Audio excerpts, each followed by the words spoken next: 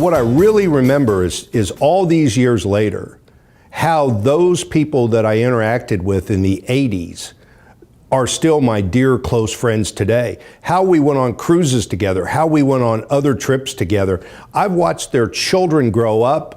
I've been able to reminisce with them on, now that they're grandmothers and grandfathers, I've been able to reminisce with them on where their children are today, where the next generation. That wouldn't happen in other organizations. That happened in OSAE. Professional staff. During my term, we had the first paid executive director, but during that time we made a switch and were able to have Jim Sullins as an interim executive director who did a fabulous job. But Richard Hess came in and became the executive director of the Oklahoma Society of Association Executives. Richard had a lot of past experience with the Oklahoma State Medical Association, was running a large association management company at the time. And he really got us from the box that we passed around to secretaries, to having an office, having a physical location, and putting professionalism in the organization, where we started a foundation. Years later, we did educational training. So I think mine and Charlotte's term of office will be remembered as the change from a volunteer-driven organization to a volunteer staff-driven organization. For 20 years, I was running not-for-profits. What I really found is the dedicated volunteers. They can literally drive you crazy. I had a full head of hair when I started, but I pulled it all out because of volunteer leaders. But without the volunteers, without passion, without a mission, it wouldn't have been any fun. So what did I find rewarding? Again, the friendships that I made, not just through OSAE, but I was executive director of the Public Employees Association for 16 years. I was head of the Oklahoma Democratic Party for 4 years. The people that I have met in my journey that are still active today is what I really find the most memorable thing. The talent pool that we have in Oklahoma is phenomenal. That's really not even recognized by the talent pool. Ed Kelsey. Ed Kelsey's a past president. He's an attorney, been general counsel for many associations. But Ed and his wife, Margaret, became really deep, dear friends to my wife and myself. We took trips with them. I went scuba diving with Margaret while Ed and my wife would sip champagne on the dock or on the shore. We traveled to really great places. But the reason I liked him so much is I could call him any time to ask him about a question, a board bully, which can destroy your board meetings. Ask him about a financial issue. Retain Ed to come into my organizations to give us sound legal advice, to be that expert that came across the street. But really what I counted on him the most was his friendship. Stan Orr, Matt Robinson, Jim Sullins, the Darrell Hill, Charlotte Edwards, those people became my lifetime friends, all that I could pick up the phone any time of day to a Dana Fauble and say, Dana, I've got this little problem. What do you think about it? What OSAE does is it's a network of professionals that we were all CEOs. We might have represented trade associations, member associations, labor organizations, but we had one thing in common. We all had volunteer boards of directors.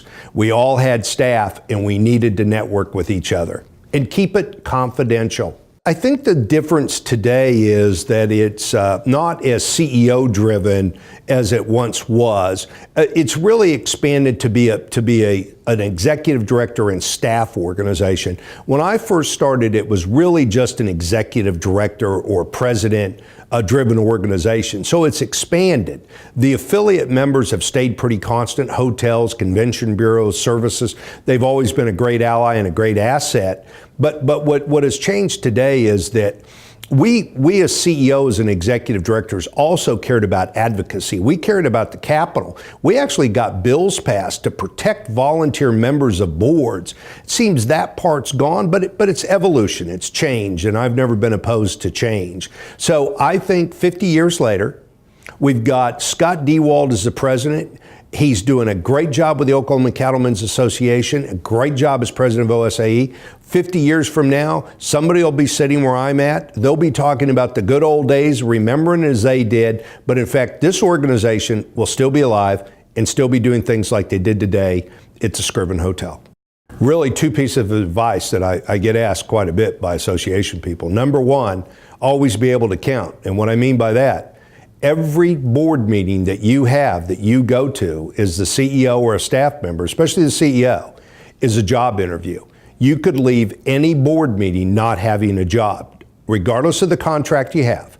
You could leave that meeting not having a job. I had 75 job interviews with the Oklahoma Public Employees Association and was fortunate enough to be rehired every quarter for those 16 years by coming out of those meetings. Now, how did I get that? How did I know how to count to 7? I knew how to count to 7 because I communicated with the volunteer leaders of the organization. I didn't just send a newsletter.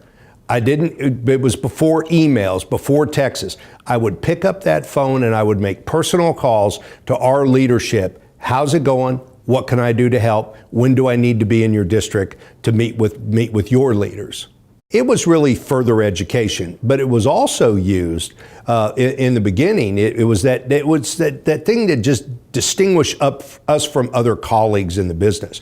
But it was also something that we could go back to our association, back to the membership we represented, and tell them that we care enough about association management that we pursued an advanced degree or an advanced certification.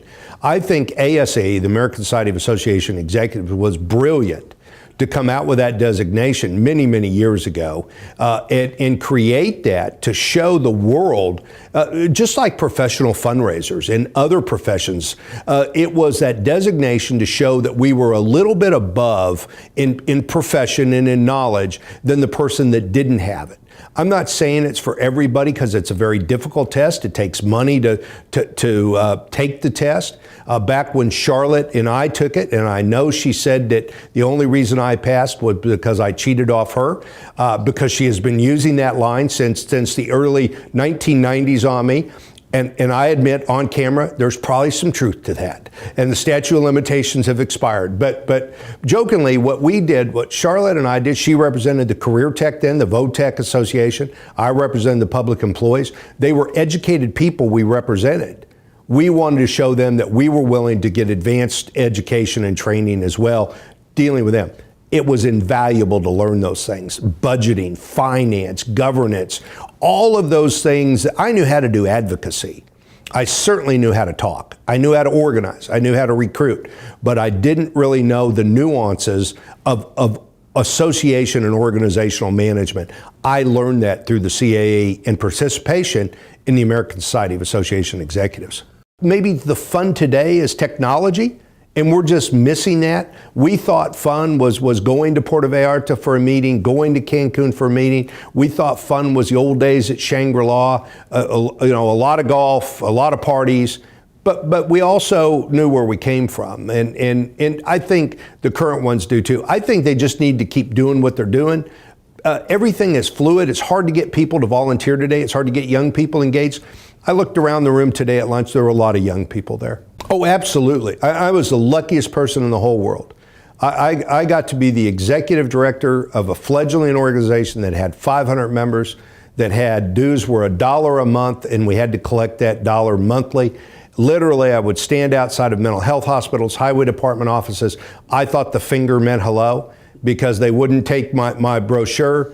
OSAE was the place a couple of years later. I didn't think it was a group that would ever want me. A couple of years later, they invited me to join. I got to learn about association, I got to learn about management, I got to learn about how to deal with volunteers. As our organization was growing, I really tribute OSAE to a lot of my success, learning how to ask people to join. It's a lot cheaper to retain a member than it is to recruit a member. And I learned that rule very, very early. But I also learned the real key to all of this, you have to ask people to participate. When I left OPEA, it had over 12,000 members. It was a very successful group. It's still going strong today thanks to wonderful volunteer leaders and staff. So I would do it all over again. Oklahoma was a great place to grow up, to be a member of the association community in the 80s and the 90s. Man, what a ride. It was great. And I'll give back any time that I'm ever asked to.